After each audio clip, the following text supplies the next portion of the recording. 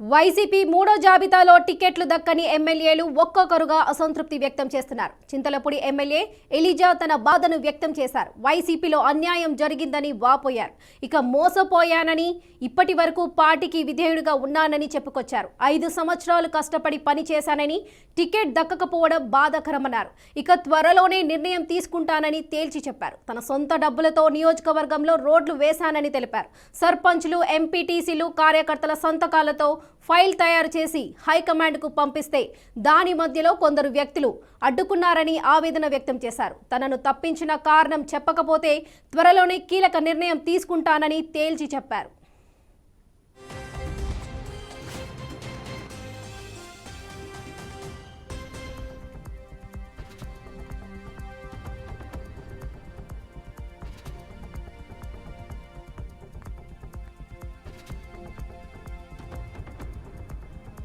Right, breaking news చూస్తున్నాము. YCP మూడో జాబితాలో టికెట్ల దక్కని ఎమ్మెల్యేలు ఒక్కొక్కరిగా అసంతృప్తి వ్యక్తం చేస్తున్నారు.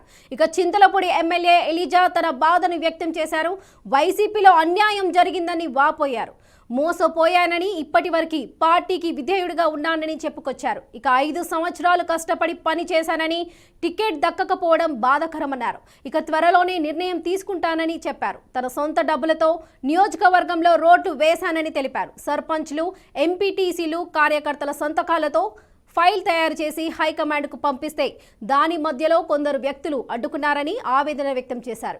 ఇక తనను తప్పించిన కారణం చెప్పకపోతే త్వరలోనే కీలక నిర్ణయం తీసుకుంటానని తేల్చి చెప్పారు.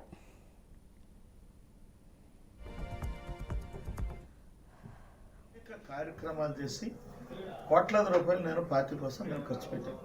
ఈ 5 సంవత్సరాలు గెలిచిన తర్వాత నేను 2019లో ఎన్నికలప్పుడు ఖర్చు పెట్టింది కాదు నేను చెప్తుంది.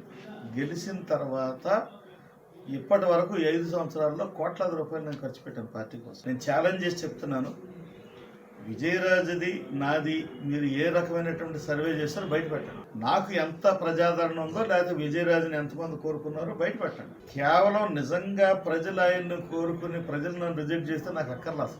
ఇక్కడ జరిగింది ఏంటంటే ప్రజాభిప్రాయం కానీ, కార్యకర్తల యొక్క అభిప్రాయం కానీ, పార్టీ కేడర్ అభిప్రాయం కానీ, పార్టీ సీనియర్ నాయకుల యొక్క అభిప్రాయం కానీ ఇక్కడ ఎవ్వరు కూడా తీసుకోరు.